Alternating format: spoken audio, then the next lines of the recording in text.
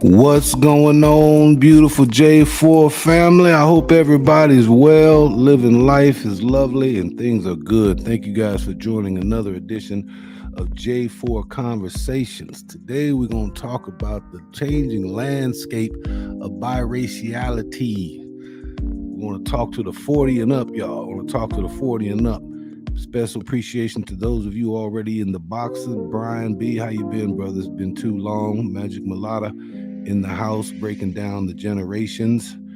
I guess I'm a Gen X, but she says the millennials, which to me proverbially just means young. But hey, thank you guys so much for joining me this evening. My name is AJ, the moderator. I'm a part of J4 Conversations, typically two fathers, two sons chopping it up about life. But I've been recently on a journey learning about, trying to understand not only my own biracialness, but also what young people are dealing with today in the coming of age space from a biracial, mulatto, multi-generational identity, whatever the case may be. But the beautiful young people are expressing themselves differently. So today I'd like to chop some older biracial folks, see what your worldview is. Does it reminisce or have any kind of consistency with my worldview?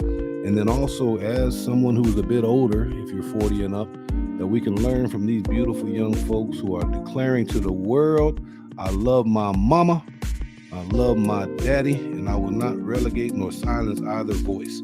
So thank you guys for coming out to the show. Shout out to James Maps. Good to see you here. Mulatto Vanguard in the house, in the place to be. Special note, commercial preempting. I will be on a show tomorrow at Magic Mulata.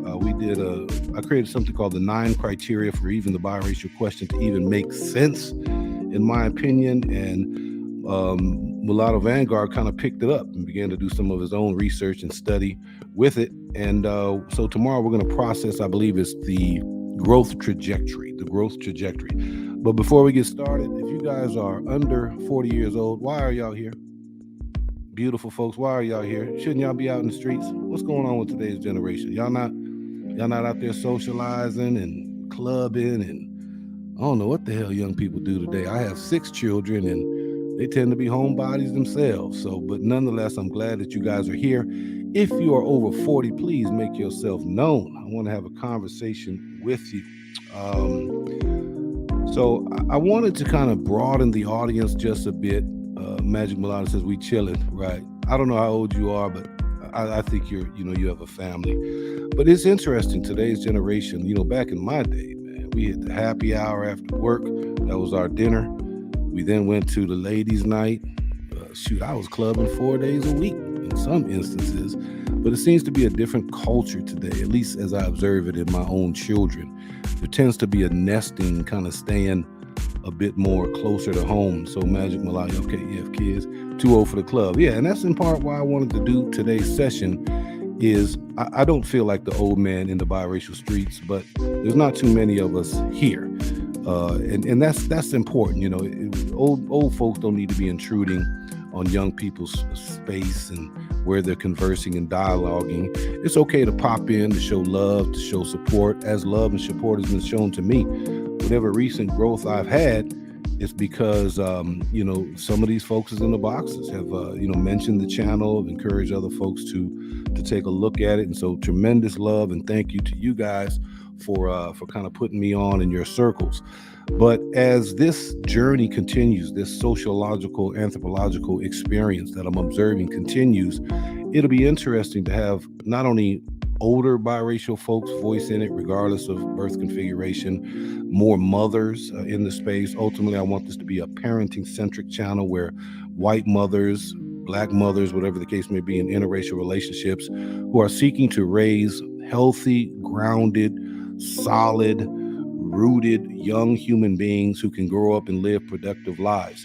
And your capacity to live a productive life, I believe, as someone that's worked with young people and raised my own children with my wife, a lot of that is tied to how you navigate identity, how you move through your coming of age process. Many of us would do that. Many of you would do that in the nurturance embrace of mama and daddy and extended nuclear family. And that's critical. That's a critical component. That's why it's so critical to raise children in 2-parent homes, assuming functionality on the part of both parents. because it is within a two-parent home that produces a grounded, or at least increases the chances for a solid young person kind of coming of age. But eventually, you got to let that baby go, and you got to put them out there into the educational environment, pre-K, kindergarten, and they begin to immerse and engage and interact and get a sense of themselves, their standing, how they fit. They begin to discover things beyond their bedroom and their dinner table and the loving embrace of aunties and uncles. And they begin to experience teasing and fun play and laughter and competition. And all of this is healthy in terms of their development. But one of the things they'll navigate as a biracial kid, a mulatto kid, whatever the case may be, is that in addition to everything that a young human being has to deal with and contend with coming of age, they will have to deal with a racialized reality. All young people will deal with some color nuance in the United States of America because of how diverse this particular country is, and given the racial nuance historically and contemporarily that they have to manage. But within the biracial reality, they have to, that's tied to how they identify. And this duality at sometimes is beautiful, and sometimes it's a superpower, but at sometimes it can create angst and confusion, not only in the broader society and community, but even within their own home and even with their own familia. So there's an added layer for beautiful biracial kids that they often have to navigate. And so this emerging community of beautiful biracial voices asserting a certain kind of sense of self and self-determination and agency outward to the broader society is a refreshing thing, but it's different, y'all. It's different than my reality and my world, okay? So if you guys are coming in, thank you guys so much. Magic Mulattoes, technology made everyone introverted. Yeah, even makes older people introverted. I grew up in a time where there was 3 TV channels, and you were the remote for your parents, right? And then y'all would get the TV guide. It was a paper TV guide, and you would kind of mark the days that you wanted to sneak in a little bit of one of your shows, but you had to navigate that. It was one TV household back in them days. But even as we are introduced to new technology, whether it was email, that was amazing to me. And then you introduced computers that were faster. I was at a time where I had to use carbon paper, where you'd sign one and then the imprint would hit the carbon and then it would put the signature on about 3 or 4 pages. But imagine if you were trying to send out 100 kind of communications, you had to just go through this process, get ink all on your hands. Man, I'm going way back in memory lane. So yeah, it was a different time. And then along came the beeper. And the beeper would kind of go off and you had to pull your car over, go to the Circle K and make a phone call. Who was this? And then you and your family had certain numbers that meant certain things, right? If your wife or boyfriend or whatever put in like 411, that meant give them a call. If it was like 35, that meant pick up the kids, just all kind of ridiculousness. And then that little flip phone came along, and the Palm Pilot, BlackBerry, and then, we just have literally the world at our fingertips. And to your point, even as grown folks who did not have an orientation to it, we too sort of get caught up and immersed in it. So thank you guys. What does Mulatto say?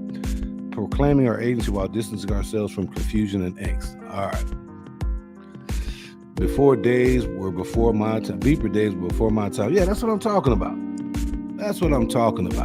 The beeper days were before my time, right? So you all were born after certain kinds of technologies had sort of came as fad and then moved on and new things were introduced.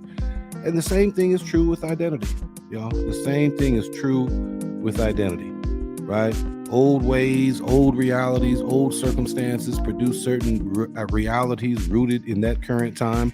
But time passes, and circumstances change, and new devices and new ideals and new vocabulary, new rhetoric gets introduced to the space, and young people are born into that, and to them it's their lived immediate reality. But for someone like myself, born in 1968, I have a reflective view of the world, right? And so I admit, my mind was blown when Mulatto Vanguard turned me on to this world and to young people, asserting an identity. And I had to sit with it, y'all. I kind of had to sit with it and say, what do I think about it? Because I'm a biracial kid.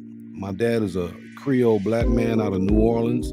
My mother's from France. She was born in Rouen, about 60 miles outside of Paris. They met in the early 60s when my dad's Air Force assignment from Gary, Indiana, all black city, was to France.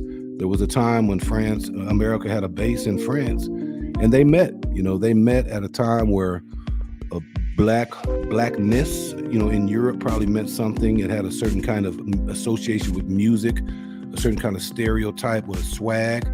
And, my dad was a dancer. He could speak French. They called him beau gars, which means handsome man. And, my mother was a dancer. And so they hit it off in that space, in probably a very niche reality that made sense in 1962, 1963 in Europe. But oh my goodness, they got married in 1964 in France, came back to the United States in 1966, y'all. Right around civil rights legislation, passing of the Higher Education Act, 2 years before the assassination of Dr. King, 2 years after the assassination of Malcolm X, El Haj Malik El Shabazz, and they entered into a racialized America. And oh my, man, it was just a world spin, particularly for my mother, who was navigating the United States outside her own familiarity. The only protection was really what a military-based environment could provide, and that was very little. And she dealt with that in a very chaotic kind of way. So I say all that to say, times change, y'all. Times change. All right. So what I want to do is I want to open this up in the chat initially to see if you all have some questions related to older generation biracials, or maybe if you're looking for an older voice, because I'm primarily seeing young folks in here, always welcome. And then if there's some 40 and up biracials, please let your name be known. And if I pull you up, this is not a got you kind of environment. I'm just looking to diversify the voices. And in this case, not racial or religious diversification, but age diversification. So if you're there, let me know. If you have questions, also let me know. All right, let's see. We got Crispin Darrison, 77 here. You're 77 years old or born in 1977? Either way, you would fit the profile. All right. Gen X hit the link. My father was a DJ and my grandfather was a singer. All right. The mulattoes. How did they meet? I wonder. Thunder are operating under another pseudonym. Thunder here operating under another pseudonym. Okay, we got Thunder in this joint. We have Crispin in this joint. Mulattoes in the house. Okay, I'm going to drop the link. And if you are not over 40, can't come in just yet. This is just for my over 40 crew. Thunder, you come on up here. Crispin, come on up here. Let's talk to these young folk. But I want to candidly admit, y'all, while my mind has been opened, I'm still recognizing more frequently a biracialness when I introduce myself, whether I'm speaking or doing workshops or presentations or just, casual conversive conversations. I'm acknowledging that more, but I'm still black identifying. I'm still black identifying. As a biracial kid, I struggled with identity, in terms of being in white spaces and finding myself being able to be out-grouped, never ever having a sense of 100% membership. I even had sort of tests and challenges and trials of membership from my black circles, but I always felt like there was a pathway. So I understand the dynamic of gatekeeping. I understand what it is to have to prove yourself. But in my immediate circle of friends, which were pretty diverse in the 80s, 70s, I was able to legitimize myself with a pretty diverse friendship, but anchored in a blackness. And then when my parents got divorced, I then moved out of a home that had, some tension around race issues. And then I began to live exclusively with my father, who began to live. He went into almost a black renaissance. He had been married interracially. When he got single, divorced, he went to the black community in all kinds of ways. And I, as the sitting at the feet kind of teenager, I was observing all this. And I made a decision the summer after my senior year of high school that I was going to immerse myself into a black experience, largely in college. And I did that. I did that through classes I took, I did that through dating spaces. I did that through organizations that I joined. I'm a member of Alpha Phi Alpha, a black fraternity. And that taught me black definition, black male example. And it also gave me a cause, something to take culture, but to put it into action by our national programs and whatnot. And I've been married twice to both black women. And obviously I've produced light presenting kids who have more black content, melanin wise or percentage wise than I have. But we raised them to sort of be black mindful. And many of them today acknowledge a high likeness, but they too would consider themselves black. And so this was normalized for me. It was normalized for me until recently, about almost a year ago, when we did a piece called White Mothers and Their Biracial Black Sons, and the thing blew up. It blew up, had over 30,000 views, and all kinds of people were coming at us. You ain't black.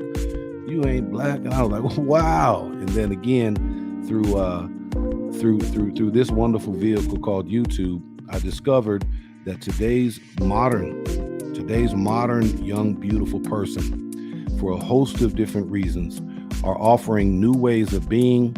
They're challenging gatekeeping strategies, mechanisms. They're challenging marginalization. They're challenging attack. They're challenging stereotypes. And they're at the infancy phase of, in reaction to something that frustrates them, what do they become? And so that is the question, I think, of 2023 for biracial communities to sort of vex with, to sort of ponder about. What do they become? Do they become a different kind of rootedness in blackness? Do they become an articulator of two identities in prominent, dominant ways? Do they lean towards a whiteness, or do they acculturate in something new that navigates place, time, and space from the lens of a person that says, I acknowledge my complexity. I acknowledge my beauty. I acknowledge my fullness. I acknowledge my mama, and I acknowledge my daddy. It's a beautiful thing, y'all. All right, let's bring up Thunder. You changed your name back. Come on in, Thunder. How you feeling, brother? Thunder, I gotta bring you in. My bad. No, oh, my bad. Thunder, come back. Okay. Thunder, are you there? Thunder, are you there?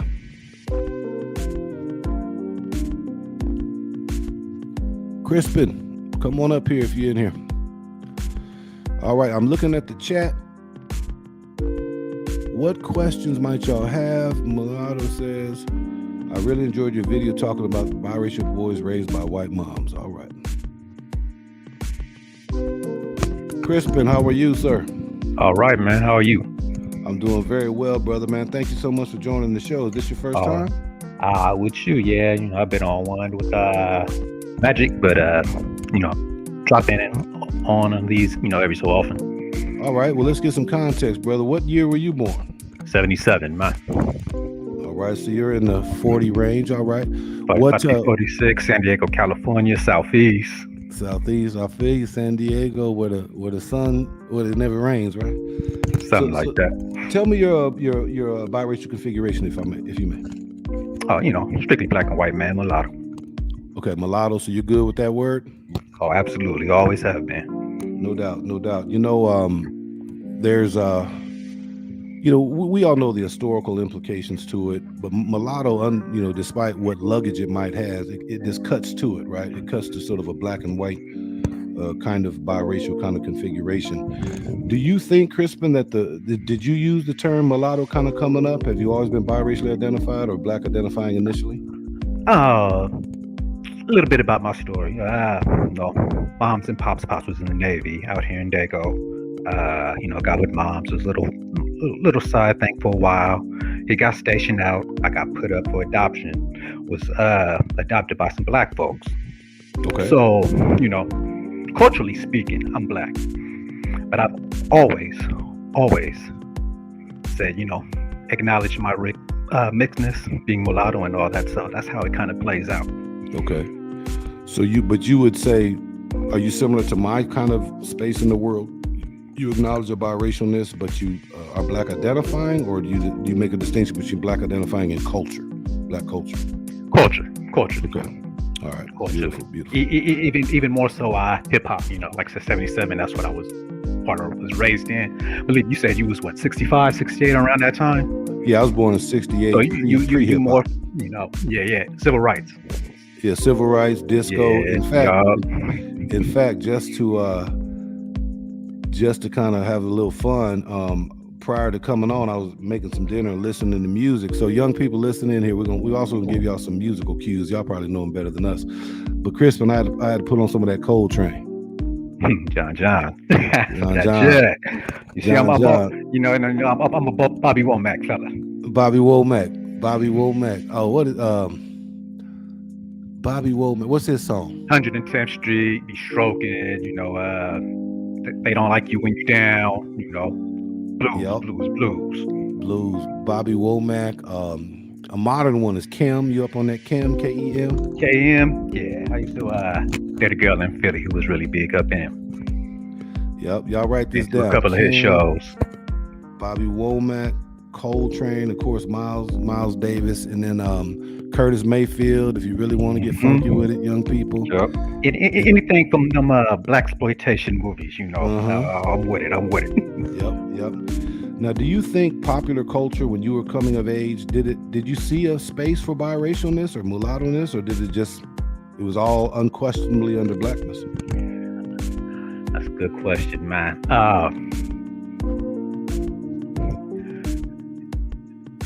Pretty much under blackness, but then when Cosby Show came around, people knew Lisa Bonet was mixed. People knew the older sister and the son-in-law were mixed. So, that's how I kind of laid it off. There wasn't really a biracial, mulatto.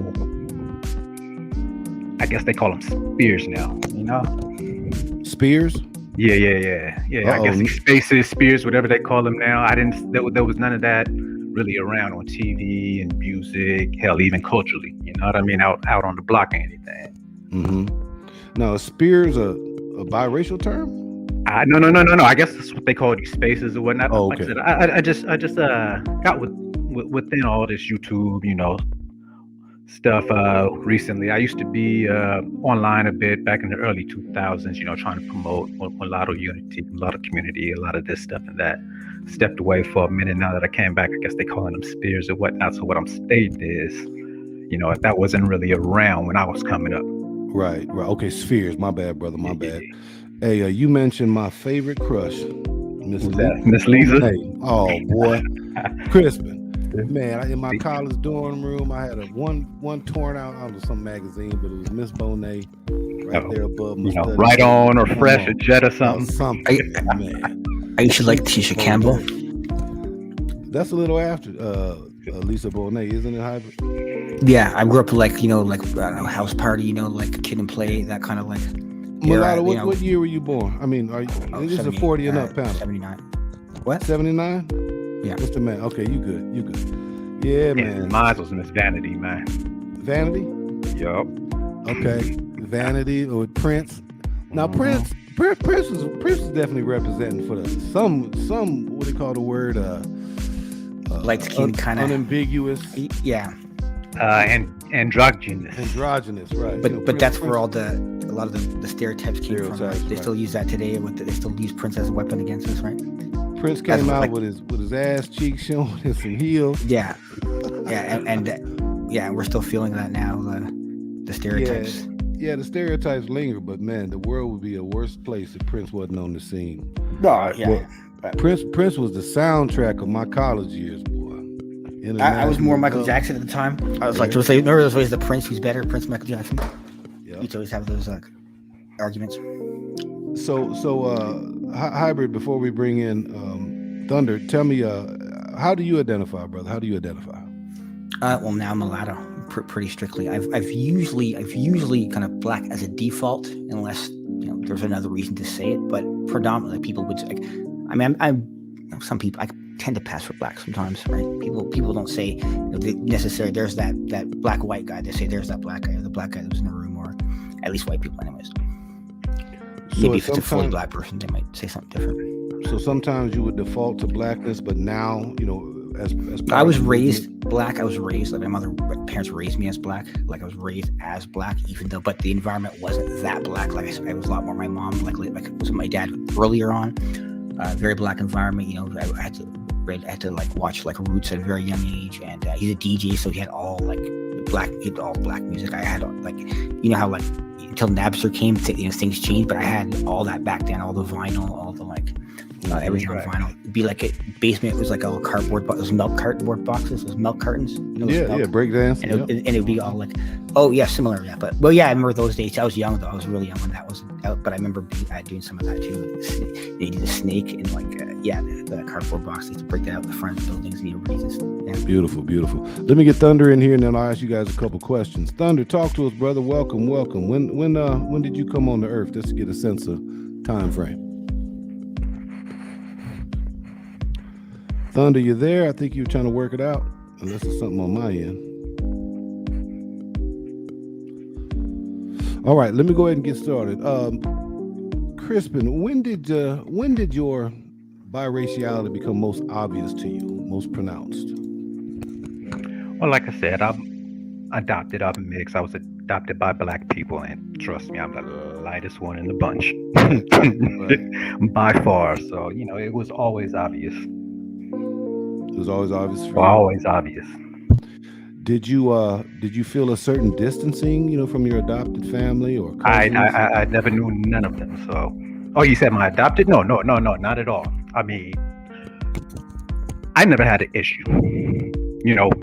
Being in the neighborhood, being with the family, being with anybody. Now, of course, anytime I did something a little off, it was always that's that white in you, but it was out of love. You know what I mean? But I personally, I never felt any being an outcast. So you didn't first feel gate kept, that if there was ribbing and they were teasing sort of your lightness, it was from a space of or whatnot. But yeah. I mean, but where I grew up in the hood, you didn't talk about somebody. It was pretty much you didn't care about them. You know what I mean? That type of ribbon. So. Do you think there was something about social proximity that you had to be accountable to your words and behavior that kind of kept the biracial or color dynamic kind of at bay? Do you think that has anything to do with it? Repeat that again, my man. Do you think the social proximity, how people had to, you had to wake up, go out the house, and be in the neighborhood, be among the people, and so you were held accountable to your words? Oh yeah, for sure. Yep. And yeah. I mean, what do they say? Word is bond. That's what it was when I was coming up, So, although some young folks have told me that, even in person, there's still some of this tension between biracial folks and monoracial black communities. But certainly, I think it's been exacerbated or elevated because social media just has no filters and primarily no accountability, right? Right. It's been definitely getting worse in the last 4 years. That's kind of actually how I ended up over here, was because it was when it was like in 2016 when there was like a little bit of a rise in racism and the Black Lives Matter was out there. I started to feel kind of pushed away in both spaces, because you were kind of like, right, in the white spaces, like you're kind of black, and you're kind of like, it was like there was a negative. You can feel like there was this, especially when the more the worse racial tensions gets, I find we are on the hot plate on both sides, right? We become the untrustworthy one, right? Suddenly. Hybrid, can you go a little bit more into this moment where you felt, like, I don't feel black, right? And describe that a little bit. Was it? Well, I was pushed out of like white spaces because of the kind of the racism. People would like, I'm the guy to go to with every question to answer for black people. And then I started to hang around like more black spaces. I was in a kind of like a black men's rights kind of group, like a pro black men. And there was just little sarcastic things. I sound white, right? I'm fairly educated. Just like, I don't know, they might like, you're talking white kind of behavior, like you sound like, just kind of like that. And, or like little things they would say to each other, we got to watch these ones. We got to watch these ones. Like they have to look over us and make sure, just these little, it's funny because Mulatto Vanguard actually ended up in the same place that I was. It was like, it's a pro black place. And although the main person who I running it, he was good. Like he would cater to us and make sure we weren't, but he can't control all the other men. He can't control like all the other people who are, not being cooperative, just being a little bit colder or, Do you advocate for a biracial culture or something a little bit more definitive than just reactionary to black incident? I think it's a lot more than I think it's more reactionary to that incident. I think like it's something I've always kind of dreamed of. I remember I used to work in construction for like 10 years with cement work, and we'd have like it's a Russian boss. He's completely insensitive to any racial anything. He doesn't understand.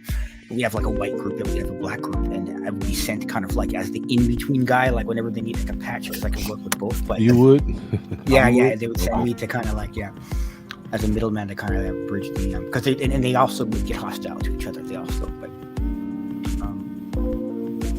yeah, no doubt. I remember just thinking when I be myself, thinking about I wish I had like a group of my people. Like I would dream into what it would be like to gather my people and be a group with all my people and look forward to have like a purpose and have a legacy in the future and just a sense of belonging.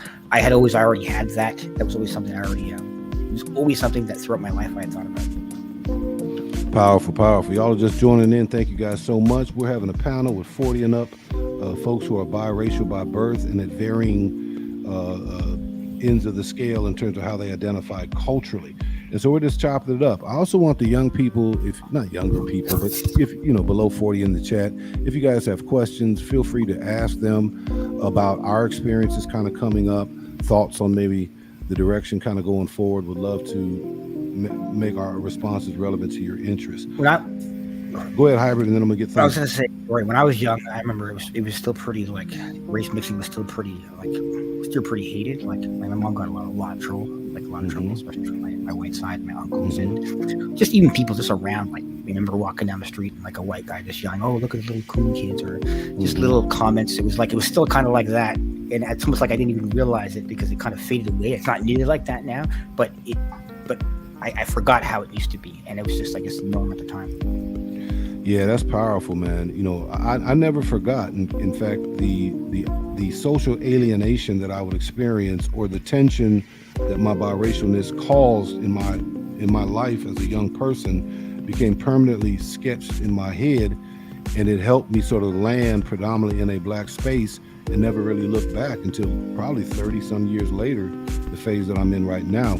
But I remember not being able to go to my mother's work, that she did not want visible evidence in terms of her child that would clearly present biracial. Phenotypically, I had real curly hair, and then she would have to navigate whatever that meant to her supervisors, and she lost a few jobs. And so it got to the point to where there was this distancing I had to my mother, particularly in public spaces where she was vulnerable to someone's decision making or influence over her, and those became sort of stained memories for me that created some impression about whiteness in my head that helped influence certain decisions I made at early stages of my life. Thunder, what's good, brother? Can you get all right? Thunder, talk to the people, man. What decade you coming from? How do you identify, brother?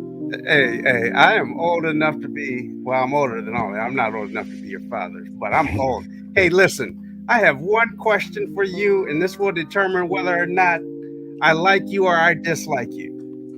Okay. Are you a sun devil? Man, is there anything else to be, brother?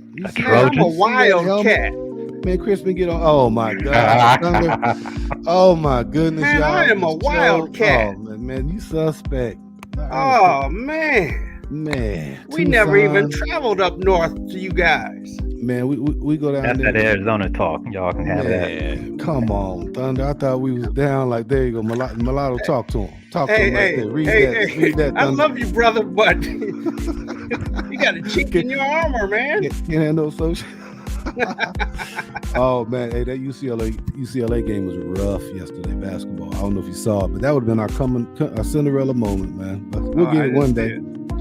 Thunder, talk to him, man. So how do you identify? And by the way, y'all, Thunder is an individual who has been able to trace his family 20 decades, y'all, 200 years. And at some point, Thunder, I want to get you up here just to understand that lineage a bit more. But Thunder, how do you identify, brother? Black. Okay. But here's the thing. I am pushing for our category, whether it be mulatto or whatever.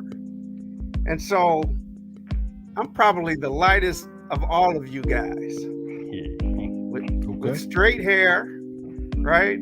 So I come from two parents that are like me, grandparents on both sides that are like me. And when all these stories that you guys talk about just bring back some memories, right? So my grandmother worked for General Motors, and they thought she was white. They followed her home because there was something that somebody had heard. So they followed her home and saw her husband, and they demoted her. Yep. I mean, we're talking 1930s, right? A woman with a college degree. They demoted her because they found out she was married to a black guy. Now, I don't even know if they knew she was black herself or colored or mulatto herself, but they demoted her. And so you talk about situations that stick in your head and stories like that stick in your head. But I was always proud to be who I am. As I said before, and some of these people on here may have heard other streams, I wore my skin color, who I was, as a badge of honor. I was born in the late 50s. And there was this song in high school that came out, and it was called Mellow Yellow. And they call me Mellow Yellow. Yeah. That's right.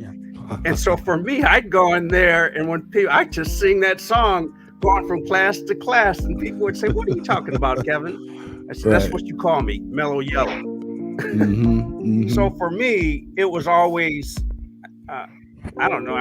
My parents instilled pride in all of me, right? So that's how I conducted myself, and that's how I taught. My daughter now is 29, and so I taught her the same thing. And she looks like, what does she look like? The singer out of New York. Can't remember her name, but she looks like me. Streaks of blonde and blue eyes, and 5'9" and slim. So I guess I created another generation of us. Right.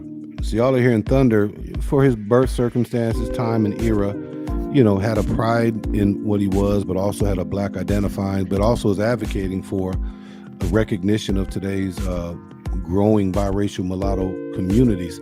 Let's be respectful of the question. So Magic Mulatto asked, did you guys have any mulatto friends growing up? Did you have any mulatto friends growing up? Hybrid, did you? Let's get that at time 0 to 10. I had an era, but it was very young. When I was very young, where it was where I did have a lot, just because it was like a group of friends. My mother and other white women, and they all kind of had black children. And I don't know if they were friends before, but they kind of got together because of that shared dynamic. They all had black kids, and they all had and so they kind of hung out. And so there was a bunch of other little kids that were all mixed, running around, and that was up till maybe when I was 6 or 7, and then I kind of seen some of those guys later in life, but never really as much. And one of them was prostituting himself somewhere, like a woman. I don't know. So yeah, I never yes, but later on, it never really was able to. No, I had a nice multicultural mix of friends, but I had my best friend. I had like a black best friend and a white best friend, and kind of I think kept me around here. No, powerful. I call that the sort of the biracial pack, or the mulatto pack.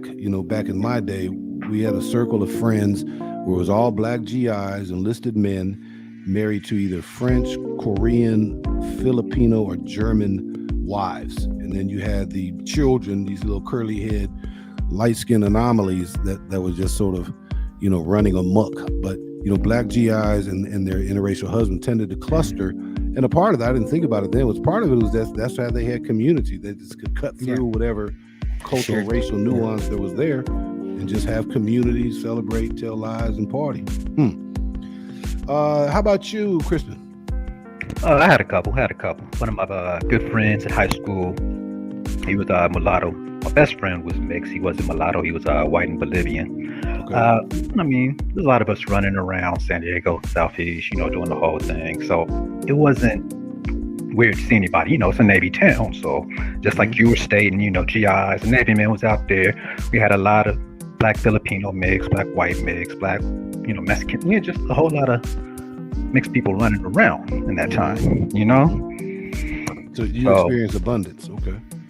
I mean, pretty much. Not that we were all friendly with each other or hung out or even said what's up to each other, but we were around. You know what I mean? No doubt. No doubt. Appreciate that. Thunder, how about you? I had a lot of friends who looked like me. One of my friends just reminded me the other day, the high school that I went to was the light skin school.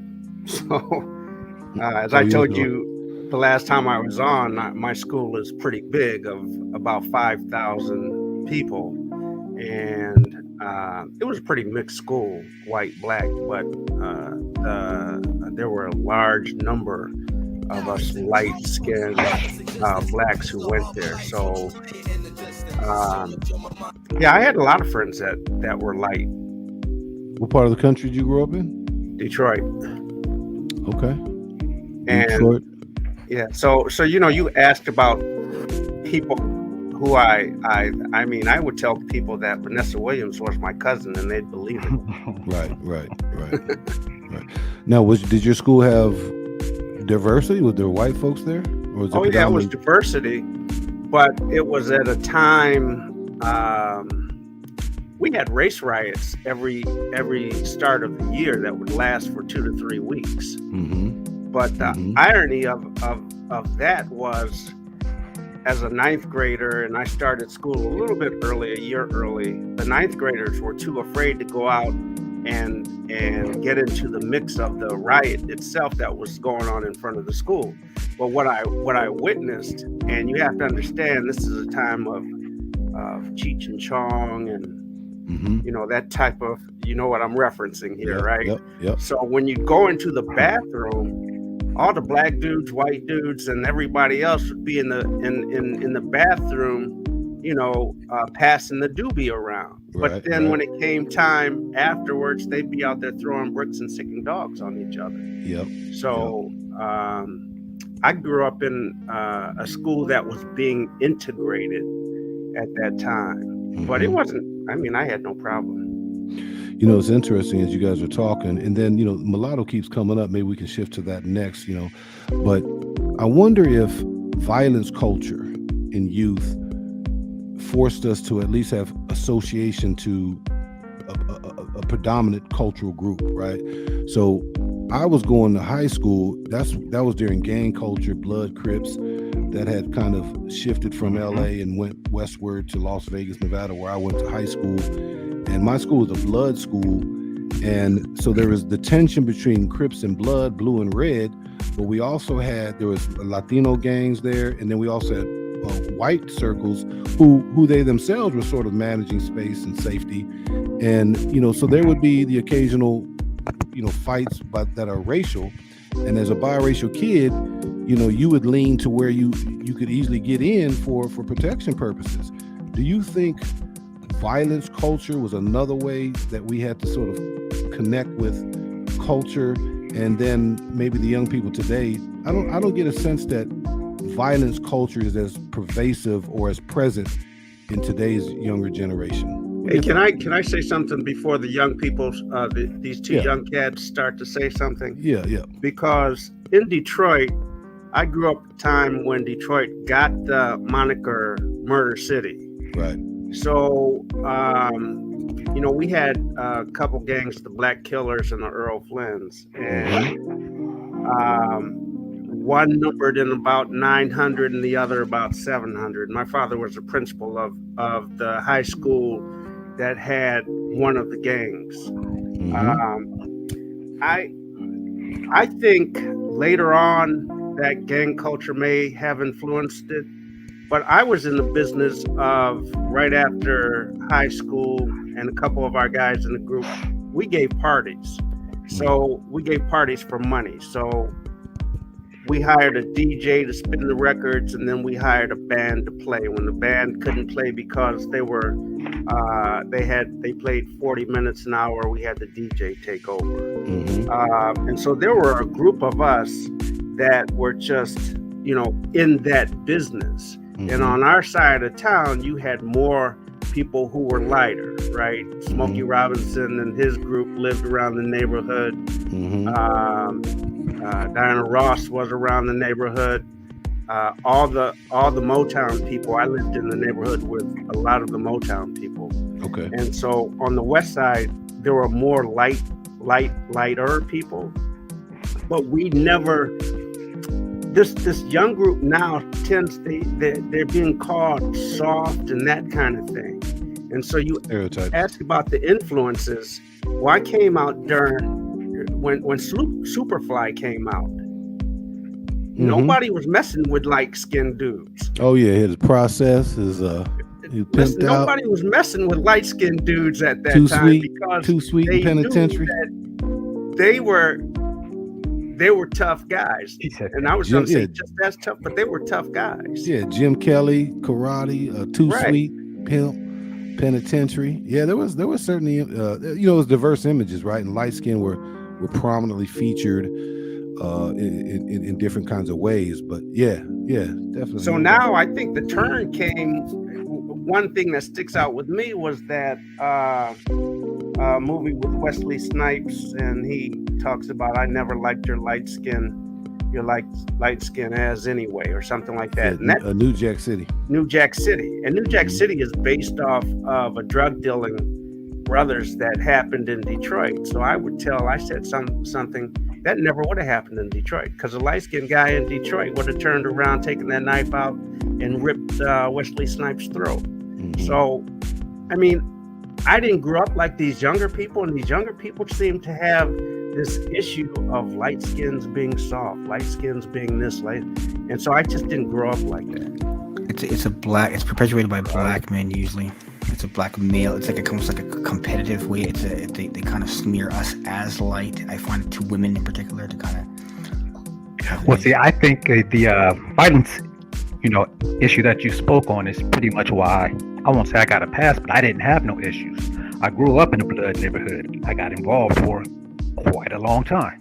I think because we all had to really worry about staying alive each day. Mm-hmm. My light-skinnedness, my mixedness wasn't really an issue. So like I said, I never felt that because I was down to protect the hood, protect the block, and get down with these brothers because we all did not go home that night. You know what I mean? Right. So I think that's what kind of, like I said, I won't say a pass because that's kind of like, if I wouldn't have done that, then they would have been on me, which I don't think would have happened, but it helped. Because there was the priorities were vastly different. Right. If you can't have in-group fighting persistently, and that's what I keep saying in these YouTube channels. You can't infight because then everybody's gonna lose. Right. But the fact that we're able to stay in the infighting means that an external threat is not as obvious or pervasive. If you just getting to school, you had to navigate neighborhood attire, right, look. That becomes your priority. And in fact, it makes you closer as a cultural group because you need the depth of your group to navigate external threat, right? And I'm wondering, and Hybrid, I'd be interested in your thoughts. Is there any legitimacy in the presence of hyper violence in the 70s, 80s, 50s that are racial versus 2010, 20, where I'm sure there's skirmish violence, but at different kind of levels. Do you think that is a part of why my generation rooted in a blackness versus today's generation? At least one factor, perhaps? I don't know. When I was younger, I didn't actually notice it. It's actually later, looking back that I noticed it. I noticed the little jokes now when I look back that I didn't get back then. Mm-hmm. Just little things like they would say something like when we would go to a club and they go, "Oh, the DJ is white." I'd be like, "What? He's like white?" And they'd be like, "Oh, white like you." Like little snicks that I didn't know. Little jabs, then I didn't really even care. I didn't think about it then. It just kind of went over my head. It's only later when I actually coming to these groups and thinking about it and reflecting on the past, do I see little moments where there was like that. Yeah. Yep. Any other thoughts there on kind of violence culture that just overshadowed any kind of identity consideration beyond, neighborhood, family, and blackness? There was always the idea if it was like going to be like a group of white versus black people, I was pretty much on the black side. Like that was the implication. That was going to be right because they're gonna see me as black anyways. The white side automatically is gonna be going see me as with them, see me with the black people anyways. No doubt. I mean, yeah, same happened here. Like I said, we had riots at my high school every year also, and it was always, I was always with the black folk because that's who I was with. Even though everybody knew I was proclaimed and proudly mulatto. You know what I mean? Right. It's just how it went then. Let's shift a little bit here, and y'all keep them coming. We'll take a couple more questions. We're in a good vibe here, and brothers, if y'all need to drop, feel free. But also, if you all have questions, feel free to share them. Mulatto's coming up, y'all, and it's coming up more often. It's coming up in different kind of spaces. Let me just throw my thesis out there, and then y'all agree or disagree. I think when you're talking about identity creation, going from commonality to community, which is a precursor to culture, which is nuanced in a whole different kind of way, but that's kind of the progression. Name clarification is a part of that. When you say biracial, multiracial, you know what you're talking about, but that is a sort of pan biracialness, and it can include, rightfully so, all kind of communities. And so to then be able to say something that's specifically black-white is positive, and it allows conversation to be more succinct. The most obvious one, because of history, is mulatto, right? I think, and this is where y'all should push back, just like young people today have reclaimed the N-word despite its vicious historical association, and they flipped it. Now that's arguable, that's problematic, that's debatable, that's intergenerational nuanced, but mulatto doesn't have that level of luggage.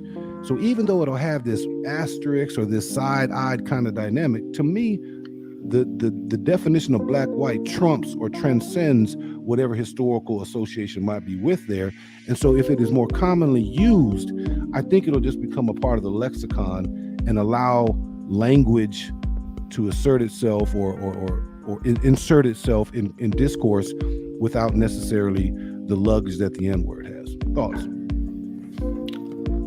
I personally think with all the confusion that's going on with all the, because it's not just us that are mixed, there's all the other mixed race groups, and they're all kind of trying to generalize and put you in their groups. Like you got POC, or you just have or these just multiracial groups, but it's everybody, it's every single person with an admixture, and we want to, and we have a unique history, we have a unique right compared to them, and so we want it's more, when you say that word, people know what it is. There's no confusion, cuts through all the confusion. We know exactly what we're talking about. When you say biracial, are you Eurasian? Are you Blasian?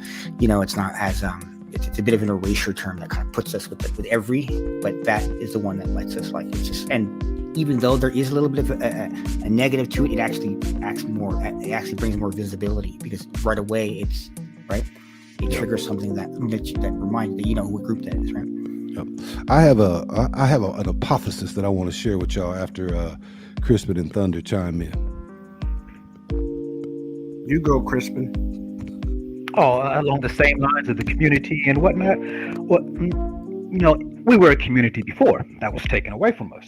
You go to Charleston. I mean, it's one that outside of New Orleans was one of the bigger mixed race mulatto communities in the nation. During slavery time.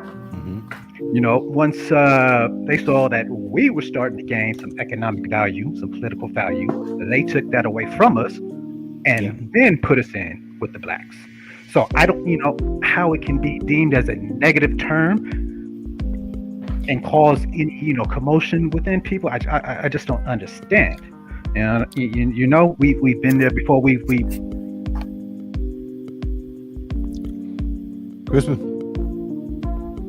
Sounds like maybe we lost him. Us who's offended. It tends to be much more black people than people who are actually black-white, who are the ones offended by it. Well, it's supposed to be offensive to us. I have to say that I spent a lot of time, a whole lot of summers down in South Carolina, visiting family, and I didn't like the term. It was the equivalent of calling somebody a nigger. And if you did that, then, in law school, there's a doctrine called the Chaplinsky doctrine, fighting words. So if you call somebody out of their name, now I don't think they still use it, but that was a term that would justify fighting for me. So because a lot of, I think others on here and others that just are in the chat have heard me say that I don't it's not my preference. However, I'm looking for something that we can definitively rally around. And I do agree, there is no confusion when you say somebody's a mulatto, exactly what they mean. So if that term were to be settled upon, then I would agree. However, I'm not one to say that's the term that I would like. But I would like a term where it describes Black, white, and Native American. I'd like a term where we were the original group on the census, and to have people of color, I just don't like people of color, and because we get kind of mixed in with everybody else, and we don't need to Everybody's be not mixed white. in Yeah, with it's people everyone of else. color. Right. So I'm hearing you don't like it.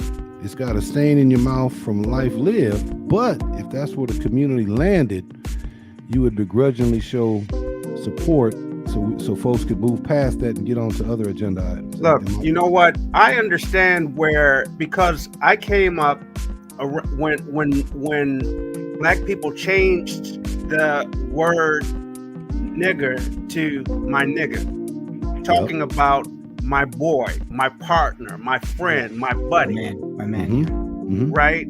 Yeah. So it could take on that connotation. We could make it take on that connotation, but yeah, it does leave a bad taste in my mouth. You know, right now. Yeah, no, I feel you, and that's generational as it should be. But the further and further you get away from what the words really meant and how they were used and from whose mouth they came out of, then it takes on a different form. Very true. I think beautiful young people today have taken the N-word and have used it as a way of manipulating mixed company and spaces, as well as simultaneously affirming each other, which is a very powerful thing, right? I was at a conference one and we were talking about the subject matter, and I said it's not very likely that the name is going to go away simply because an older generation wants to talk about sort of couth and respectability dynamics, because young people get power from it. Because they can be in any kind of space, and once they use it, they've automatically created some kind of discomfort or reaction from external parties that their youth might be wanting to manipulate. So when they're in mixed company, they can manipulate. When they're trying to assert control over who can't use it, it gives them agency and power in spaces where historically they may not have had it. So they're using language, which has been the rhetorical masterpiece out of hip hop, to navigate and control spaces. Mulatto can do something similar, maybe not necessarily from a control perspective, but from a declaration that we use this term under our own definition, despite its historical context. This is what we say it means, and then that's a part of self-agency and self-determination. I will say the mulatto biracial community, wherever you land, you need some wins. You need some wins in your social anthropological journey. And if you can just say, hey, we're using this word, you got your spaces in which you're articulating it, defining it, and then if you get resistance, you're going to get resistance. Nothing that changes is 100% agreeable, but you need some wins, man. And I don't know if you want to keep spinning in terminology spaces. Just declare it, whatever that's going to be, at your local level, communal level, group level, and just move with it. Thoughts on that? It's about visibility, right? From the biracial, just the standard generalized biracial. It's like a visibility from them. We're specific, Powerful. When you say it, it's much more visible, right? Just when you say it in media or something, yeah, compared to when you say, biracial, that's all I gotta say about that. And it has a little bit of fluidity too. It has a little bit of fluidity where you don't necessarily have to be exactly perfectly 50-50. You can have, there's a little bit of room with mulatto, right? You can be a little more on left, a little more darker, a little more whiter, and still kind of be in that category, right? Yeah, and Crispin and Thunder, y'all jump in, but it has that is palatable to me as someone born in '68 that is always suspect of any kind of critique of blackness without an equal amount of evidence of love for it. And to me, if mulatto becomes sort of like for me, psychologically, you got nationality, American, you got birth, biracial. You got culture, black. And then within that subset, almost an ethnicity or a tribe within it, you have mulatto. That resonates with me because it is an extension of a maternal journey that has historically loved and embraced us, rather than, in some rhetoric, a breaking away, a denouncing, a ping pong reaction to disgruntled experience with blackness, if that makes sense. No, it makes sense. And let me say, I think it was Magic who threw out a definition and got me to thinking, okay, well, I understand where you're going back. She went back pre-America. Mm-hmm. And so, they want to draw from an earlier time, and sure, it can be changed to a positive, and it's just a maturation process where somebody like me has to mature into it. Right. Another issue is that our history is recorded with it. So when you look back at history, or you want to look back at what things that we've done, it's the word mulatto. It's all there, right? It ties us to it. Whereas it can be messy having to translate everything over and to a new word and change all the history books to a new word. And Powerful. All right, let's acknowledge the moment. The chat's kind of slowed down a little bit. I don't know if the older folks are getting a little boring for them. Crispin dropped off. I don't know if you're more than welcome to come back. What I want to do is just give a couple of minutes here to see if there's some other questions.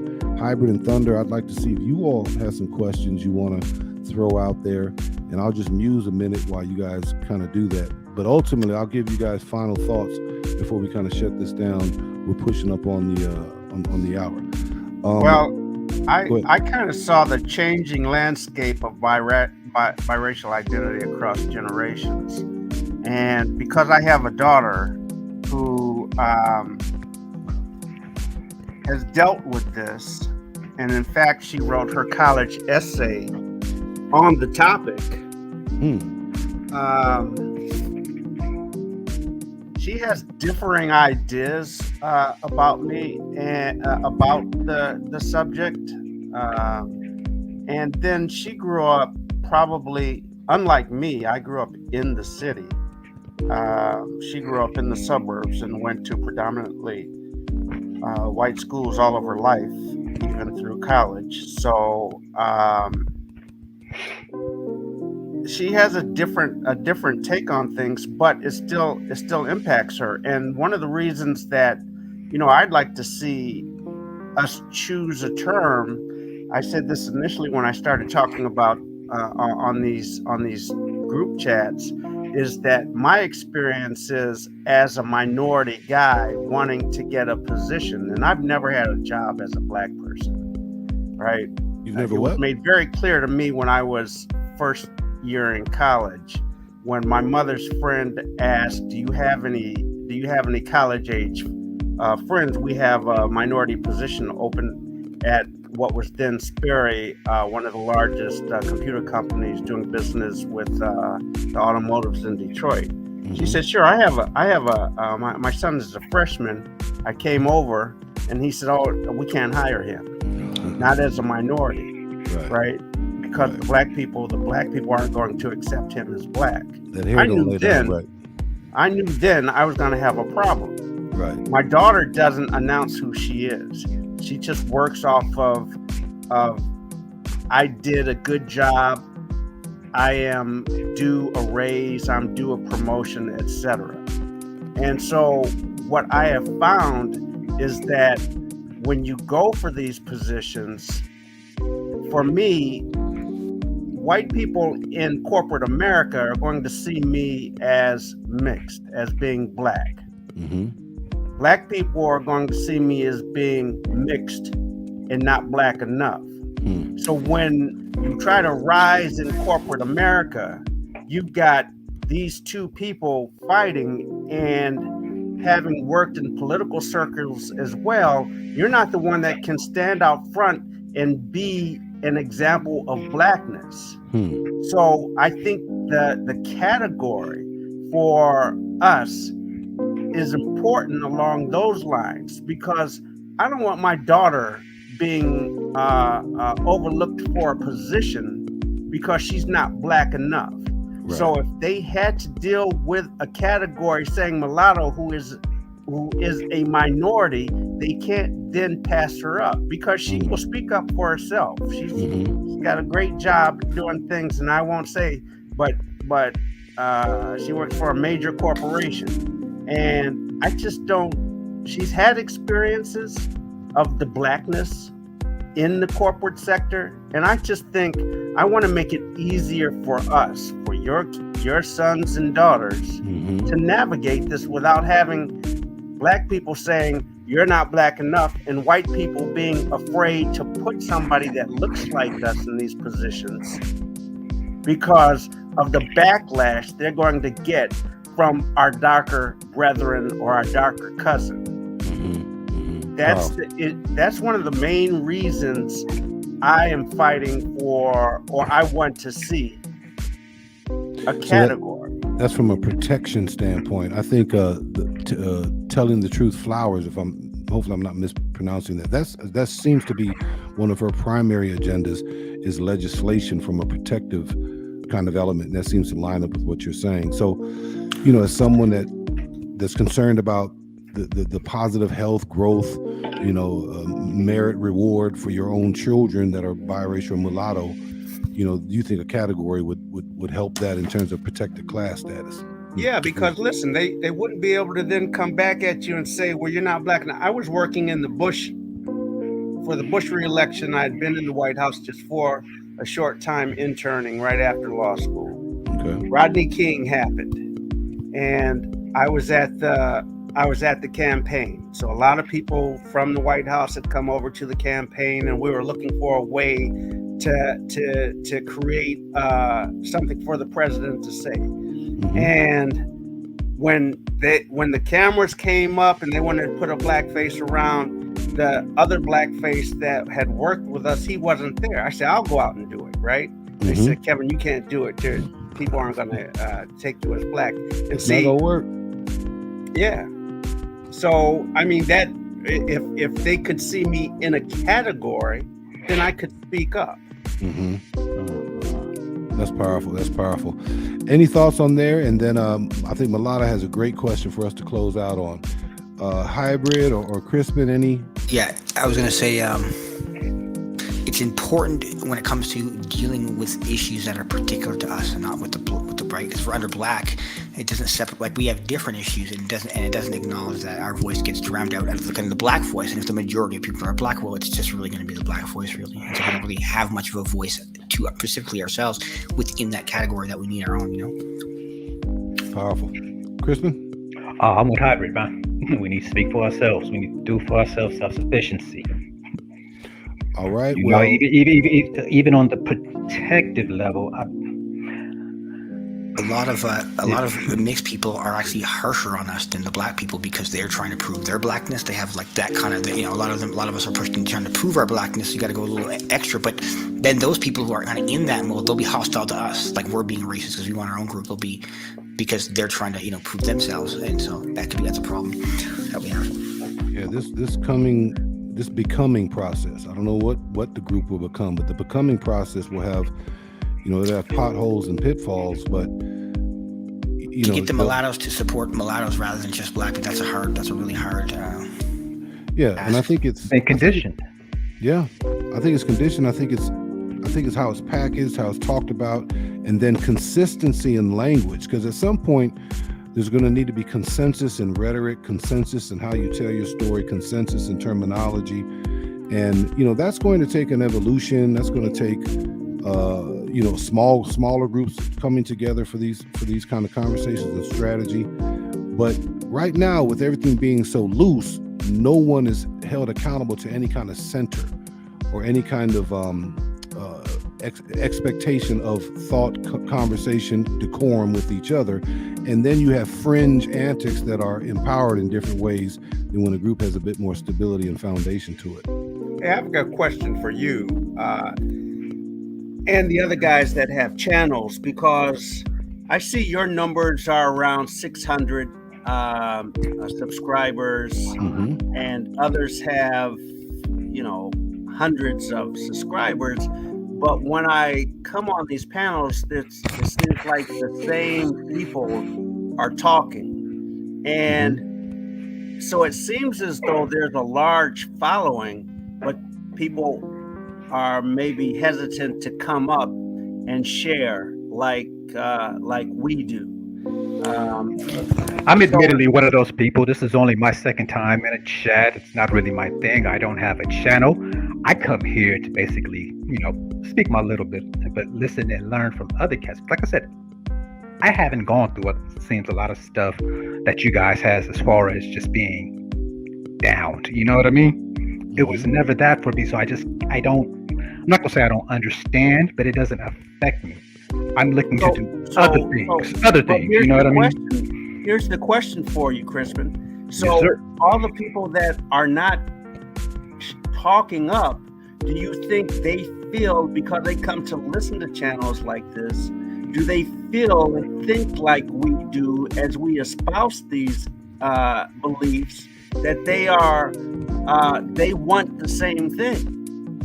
Because then I could say, okay, we're very small, but if we put together all these channels and these channels grow, then the numbers are like, okay, this silent majority is out there not saying anything, but we need a way for them to be able to show that, hey, look, we're with you, we want this ourselves.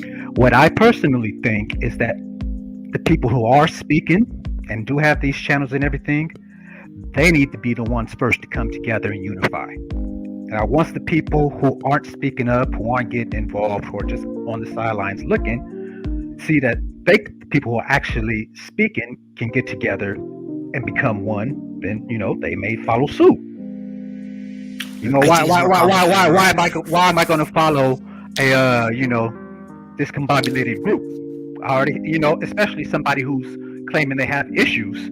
I already got enough issues. Why am I going to come here and have these more issues? Well, here's what I said before on a couple of days ago, talking to AJ, is that we're splitting hairs. Mm-hmm. I mean, we're saying the same thing, we want the same thing, but we're splitting hairs over terminology. Mm-hmm. So I don't think people should think that these groups are, sure, they fight on the surface and that kind of thing. I don't like what you said, I don't like what you called me, etc. Some people have feelings, but we're really splitting hairs. But I mean, isn't the surface kind of where I don't want to go against? People say they get talked about for being light, blah blah blah blah. Isn't that a surface level, thing? And so if people come and see all the surface level fighting and everything, then I mean, what's it gonna do?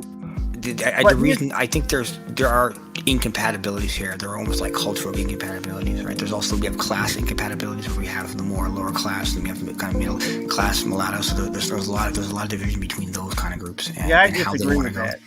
I have to disagree. I mean, that's a created disparity.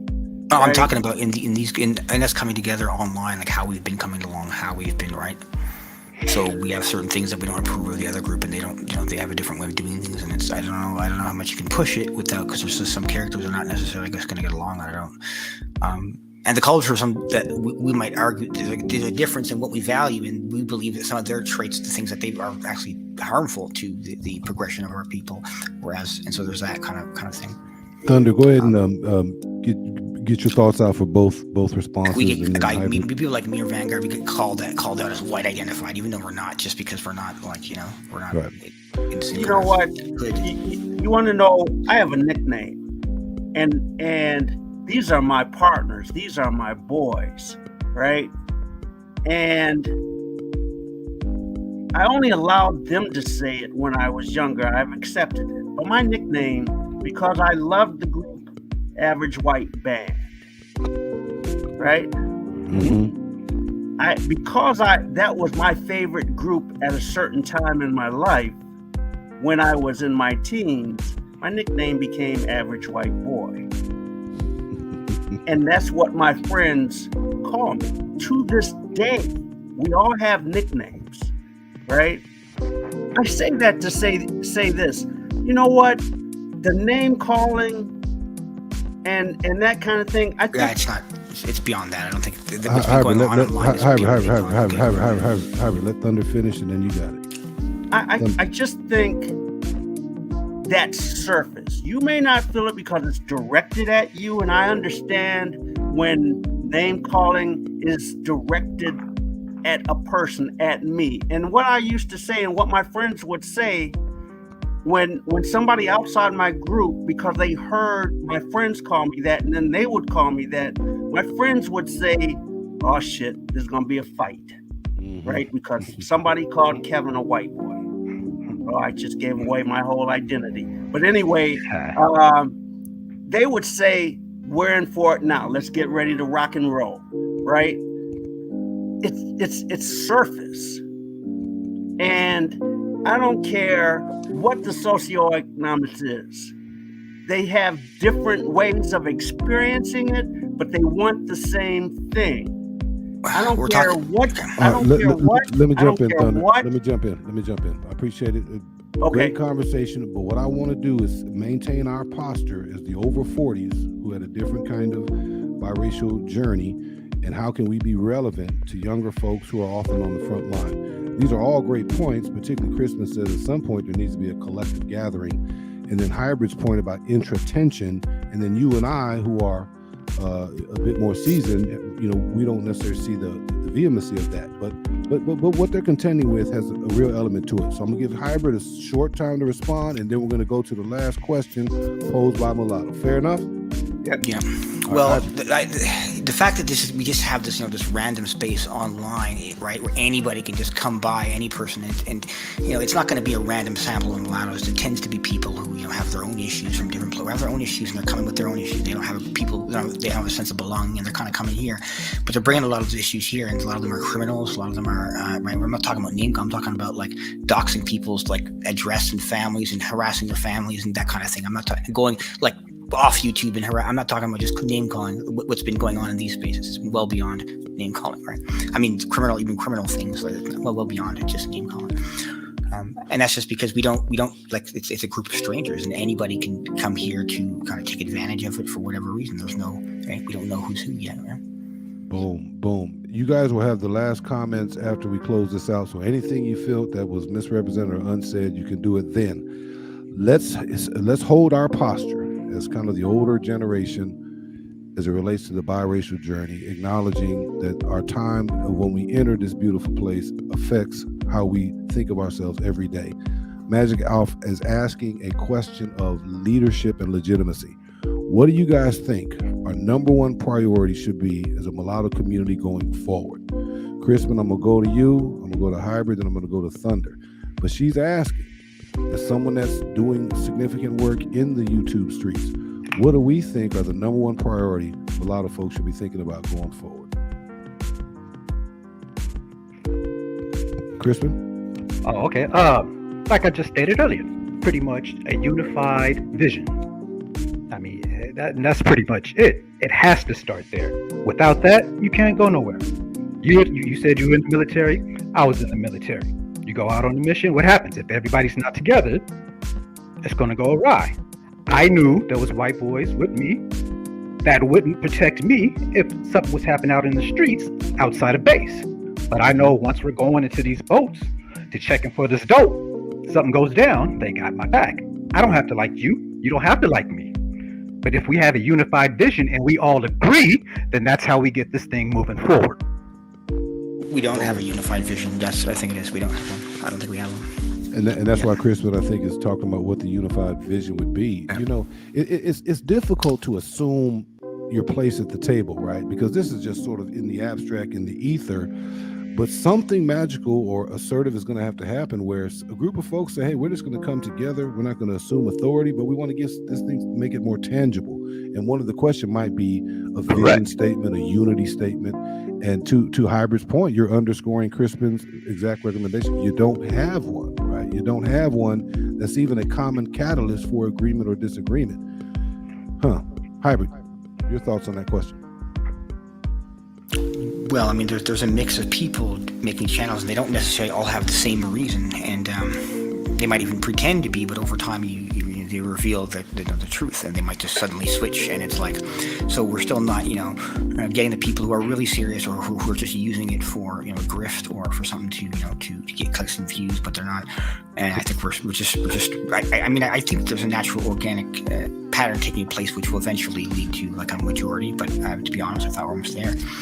At least when it comes to biracials, we're kind of in that direction. But we have other problems. But let's say you're at the conference, you're on the microphone, you got the biracials, the mulattoes, they're front and center, they got the pen in the pad. What would you say ought to be a priority focus? Well, personally, I think until you are like dating, until you are together, I really don't have that much. You need a connection, a stronger connection, and it's not the same. Like, until we are second generation, we don't really have our own autonomy. We're still kind of coming off being two halves of other people. We don't have our full. Once we can have our own children that are like us, then we are now our own people. We're now passing on our knowledge and experience to people who share them, rather than having parents who don't, right? Who don't share them. I feel you. Missed opportunity. You should have dropped something on them, but I feel you. 2 generations. Thunder, talk to them. What should they focus on? I think I have been in that community of second, third, fourth, fifth generations. And having friends who are first generation white, black parents, we share a lot of experiences. But because we have the support and the history based on family, it may have been easier for us to negotiate it. I go along with Crispin that, and I think hybrid wants this. I see that most people want a term, want to be able to call ourselves something, and that's your starting point.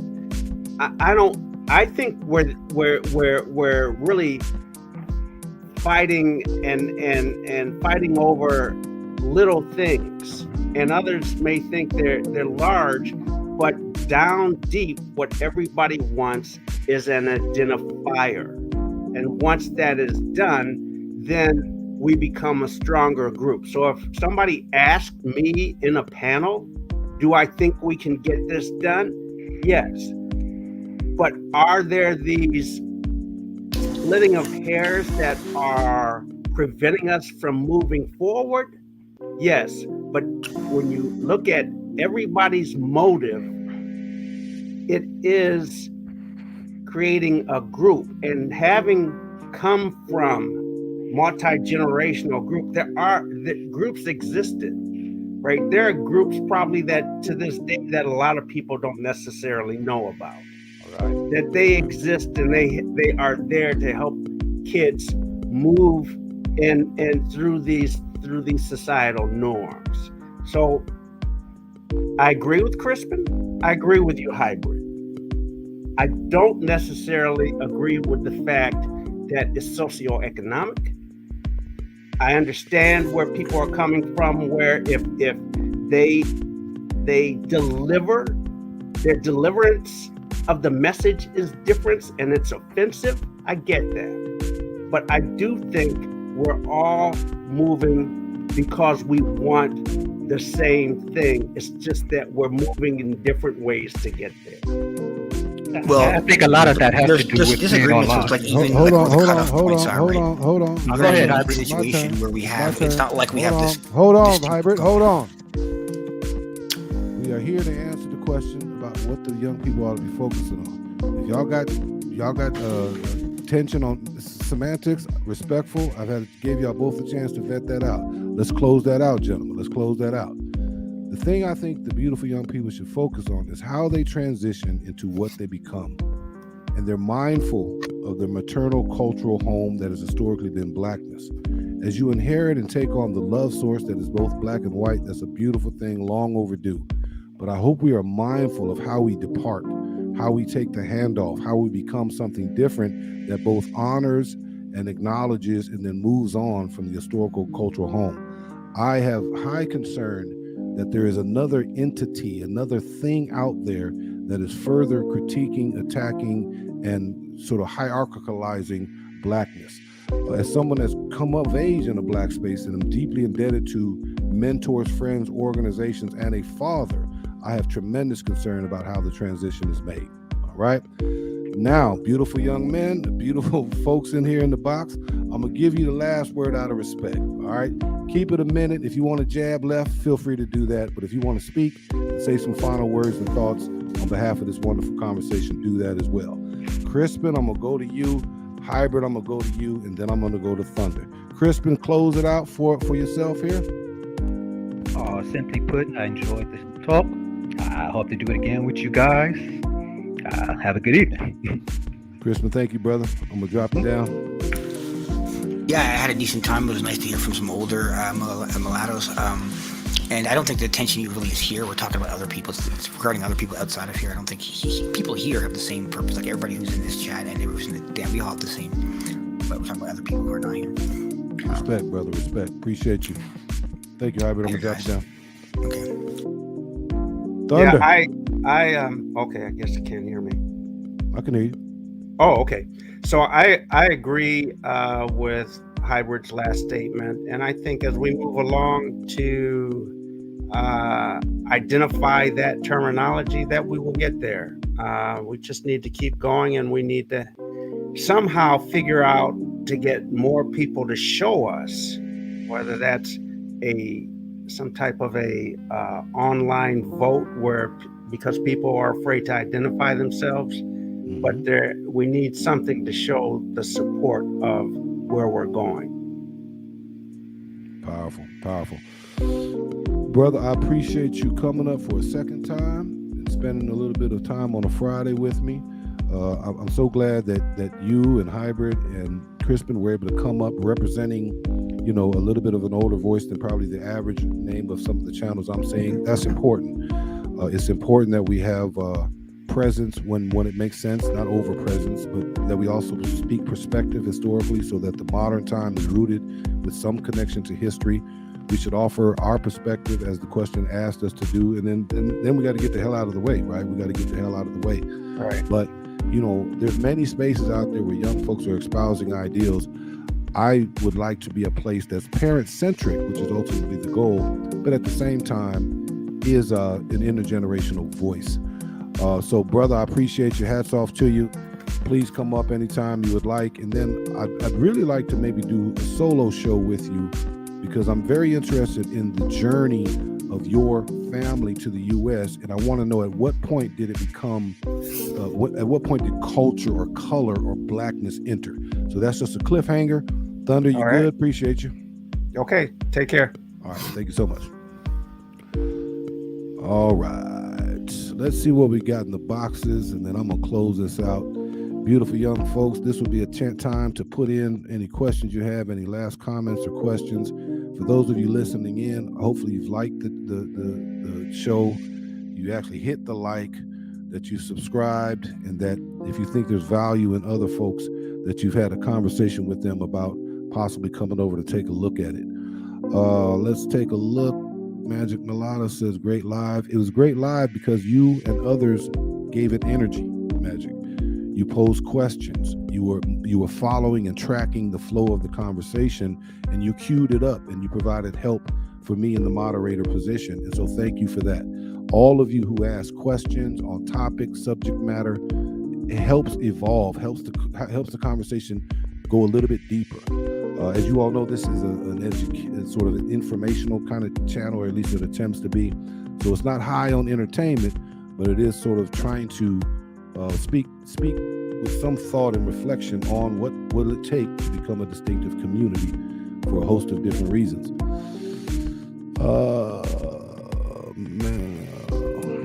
Mulatto Northern, yes, great live. Thank you. Thank you, J4. I feel a lot of progress was made. Campaign to 1K. Yeah, let's talk about that. Thunder brought up a great point about, we got these low numbers, right? I think at the highest, we're at 15 here in the live. I picked up an extra 300 from that viral, white mothers and their black biracial sons. And, that was just an anomaly, right? But people plug in different kind of ways. But yeah, all of us have aspirations for growth. But I think for those of you who will look at this afterwards, and if you think this is a valuable conversation in post-production, once the live is off, that maybe you think about how you line up. If you see enough value to actually do a very personal act, is to allow a channel into your personal algorithm, right? I respect that and understand that that's not a frivolous thing. But if you were, I'd appreciate that. I certainly would like to grow, get larger, take on, explore different kind of subject matter, bring in some faculty folks, talk with some younger biracial folks in a different creative way, talk with some old heads. And so, I'd like to do that from the lane. My lane is parenting biracial children, Black children, but then also perhaps a space that brings in an older voice into a very important, robust, sometimes tension conversation. All right. Like and sub for biracial content. All right, beautiful family. I see some folks coming in. Thank you guys so much. We are at the end of it. It's Friday. I'm going to go get a little bit of my weekend in. And again, if you are looking for more deeper dive on the 9 criteria, which are 9 criteria that I think will need to be in place for the biracial identity question to even make sense. And Mulatto Vanguard's show will be on that, I think, at 2 p.m. Mountain Standard Time. I could be wrong. But we're going to talk about the growth trajectory, right? One of the significant elements that is evident. Only 1% of biracial people were captured in 1967 compared to 10% today. So the communities, the numbers are changing, which means biracial folks will just get larger and larger. For a deeper dive conversation, check us out on that. And having said that, beautiful folks, thank you guys so much. On behalf of J4 Conversations, love, love, love.